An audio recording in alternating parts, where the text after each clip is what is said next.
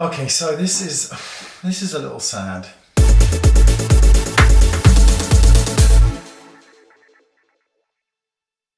So, the lovely Lisa Eldridge has come out with a brand new product, and this is her Pinpoint Concealer, and this is a precise pigmented gel concealer pencil which is going to be used for micro camouflaging and micro shadow lifting. Now this has a really precise 1.5mm pencil tip, and this allows you to microdose your makeup, which is basically Lisa Eldridge's signature kind of pinpoint technique of concealing, and she's also trademarked that term, pinpoint.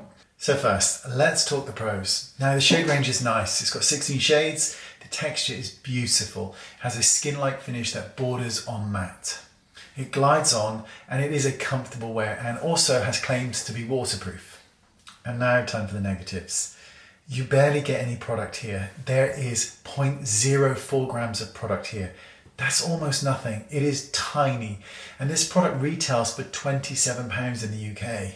So to give you an idea, Jones Road's the face pencil is £24. That contains 2.9 grams of product, almost 6 times the amount of product for Jones Road as you get from Lisa Eldridge. Or if you would just use a really small eyeliner brush, Laura Mercier Secret Camouflage, a great product, that contains 5.9 grams of product, 12 times the amount of Lisa Eldridge.